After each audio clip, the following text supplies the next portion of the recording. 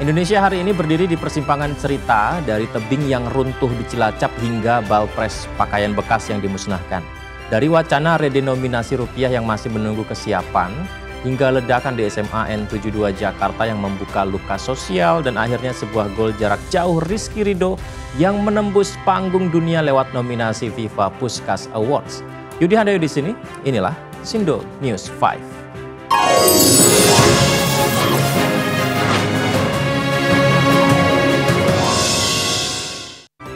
Sindo News 5 kita awali dengan informasi tanah longsor di Dusun Cibuyut di Dusun Cibuyut dan Tarukahan, Desa Cibenying, Majenang, Cilacap.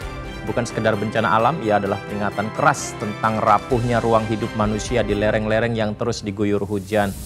Dalam hitungan detik, belasan rumah lenyap ditelan material tanah, 3 warga tewas dan 20 lainnya masih hilang. Berapa lama lagi kita akan menganggap suara gemuruh dari bukit sebagai sekedar tanda hujan deras, bukan alarm bahaya yang nyata? Di balik angka korban ada kisah manusia yang tak bisa dihapus. Yayung, seorang warga, masih mengingat suara gemuruh yang menyerupai pesawat rendah sebelum rumahnya roboh. Polda Jawa Tengah bahkan mengerahkan anjing pelacak K9 untuk membantu pencarian. Namun di balik operasi penyelamatan yang heroik tersisa ironi. Bukankah setiap musim hujan selalu membawa cerita serupa? Dari tebing yang runtuh hingga keluarga yang kehilangan segalanya. Longsor ini bukan sekedar akibat hujan deras, kontur lereng yang labil, curah hujan ekstrim, dan permukiman yang berdiri di bawah tebing rapuh adalah kombinasi maut.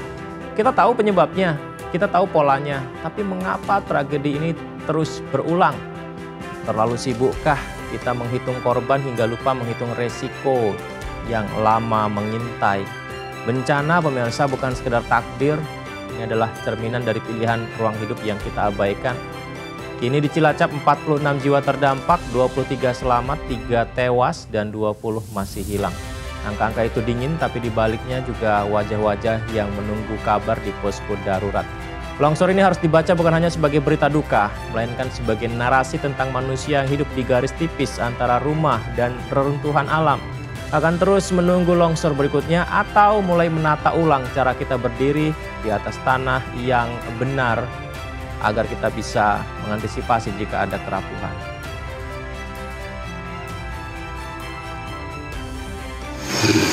Termasuk warganya 30 orang yang tertimbun, tapi alhamdulillah sudah bisa terangkat 6 orang, 5 orang selamat dan 1 orang meninggal dunia. Jadi prediksi kami ini datanya juga masih dinamis. Prediksi kami malam ini masih ada sekitar 24 orang berarti yang tertimbun di longsoran ini di 2 dusun, yaitu dusun Tarukahan sama dusun Cibuyut ya.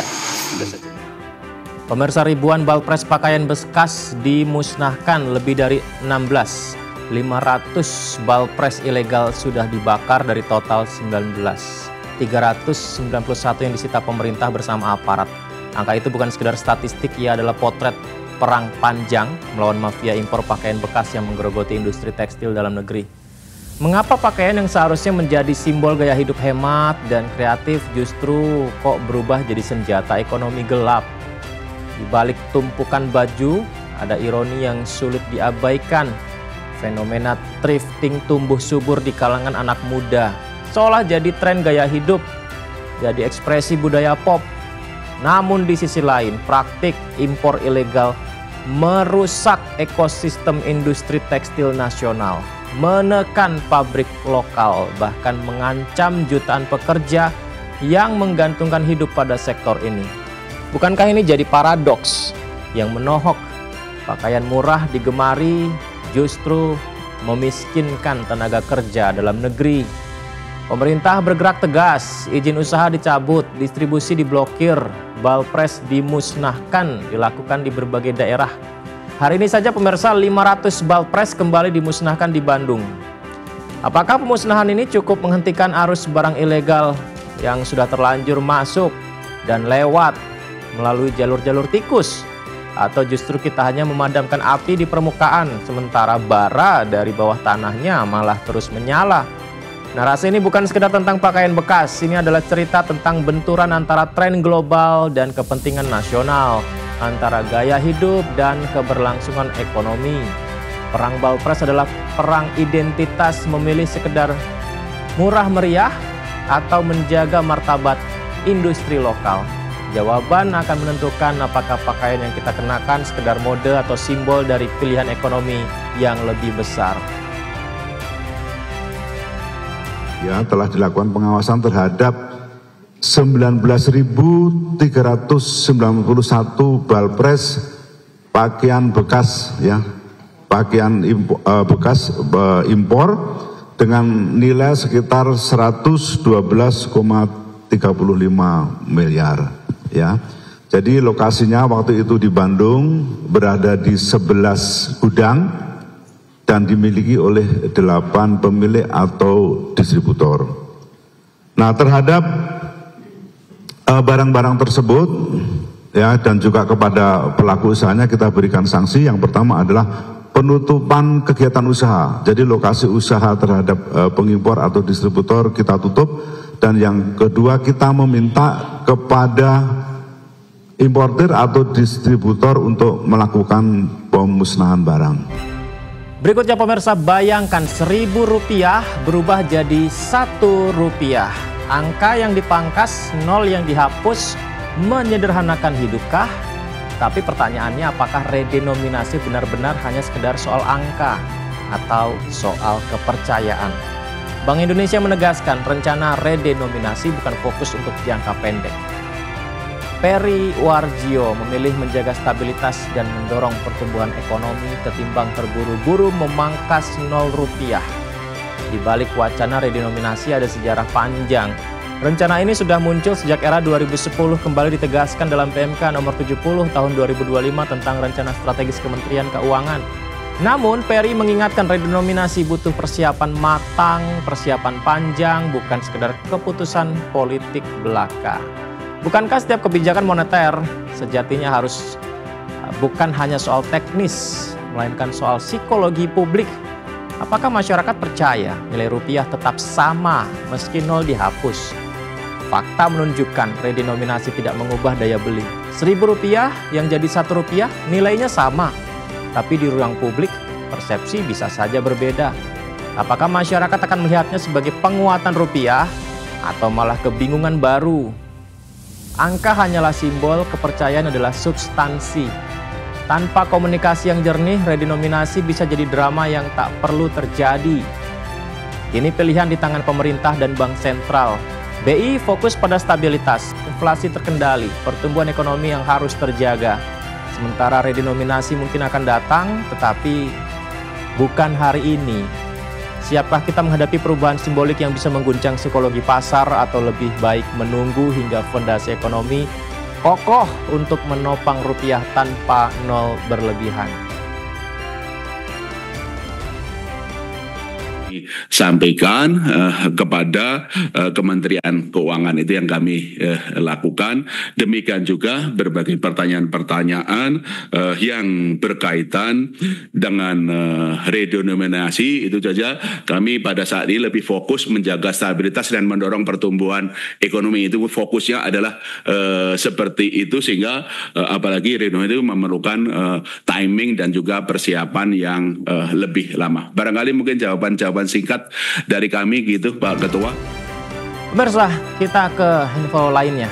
Apa yang mendorong seorang siswa membawa bom ke sekolahnya sendiri? Pertanyaan ini ramai, banyak diperbincangkan, mengguncang publik setelah ledakan di SMA Negeri 72 Jakarta. Polisi mengungkap motif dendam jadi latar belakang aksi yang nyaris merenggut nyawa banyak orang di sekolah tersebut. Dendam dipupuk sejak awal 2025, akhirnya meledak dalam bentuk paling ekstrim. Bukankah ini alarm keras?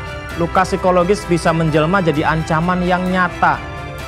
Di balik fakta hukum, ada sisi manusia yang gak boleh diabaikan. Tersangka adalah siswa aktif, tidak terafiliasi jaringan teroris manapun, dan kini berstatus anak yang berkonflik dengan hukum. Ia masih menjalani perawatan intensif. Narasi ditegaskan, tragedi bukan hanya soal bom yang meledak, tetapi tentang seorang remaja yang merasa terpinggirkan hingga memilih jalan berbahaya. Apakah sekolah kita cukup aman bukan hanya dari ancaman fisik tapi juga dari luka batin yang tidak terlihat?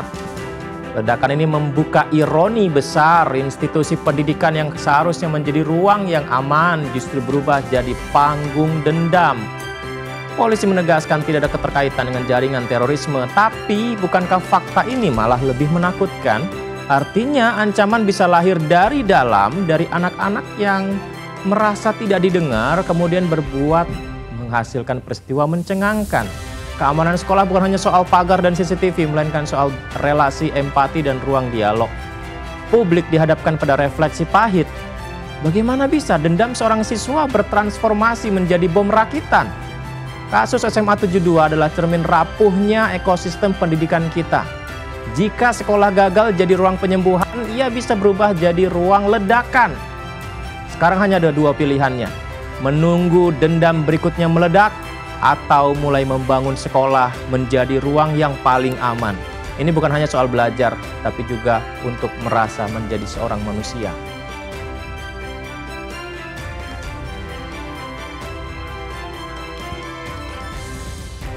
Kita ke olahraga pemirsa. Kalau bicara soal gol tentu saja artinya adalah sangat-sangat luar biasa ya dalam sepak bola. Bagi sebagian orang, gol hanya angka di papan skor. Tapi bagi Indonesia, gol jarak jauh Rizky Ridho ke gawang Arema FC kini melampaui batas lapangan. FIFA resmi memasukkan nama Rizky Ridho dalam daftar nominasi Puskás Awards 2025, penghargaan untuk gol terbaik dunia, level dunia. Pertanyaannya, apakah ini sekedar selebrasi individu atau tanda bahwa sepak bola Indonesia mulai diakui di level global? Di balik sorak penonton ada narasi lagi bahwa Ridho bersaing dengan nama-nama besar seperti Lamine Yamal dan Declan Rice. Luar biasa, menegaskan bahwa pemain Indonesia sebenarnya mampu berdiri sejajar dengan bintang Eropa. Ini jadi momentum yang jarang terjadi ketika dunia menoleh ke Nusantara bukan karena kontroversi, melainkan karena keindahan sebuah tendangan dan sebuah gol yang diciptakan. Gol itu pemirsa bukan hanya soal teknik belaka, melainkan simbol tendangan jarak jauh Ridho sebagai metafora tentang keberanian menembus batas. Dari liga domestik yang sering dipandang sebelah mata, lahirlah karya yang diakui FIFA. Editorial ini menegaskan sepak bola Indonesia bukan sekedar hiburan. Ini adalah ruang ekspresi, harga diri, mimpi kolektif menembus panggung dunia. Puskás Awards bukan sekedar trofi, melainkan pengakuan bahwa kualitas bisa lahir dari tanah yang sering diremehkan. Apakah kita akan berhenti pada euforia golnya? Atau menjadikannya pijakan untuk membangun sistem sepak bola yang benar-benar berkelas dunia dan melalui jalur yang ideal sebenarnya?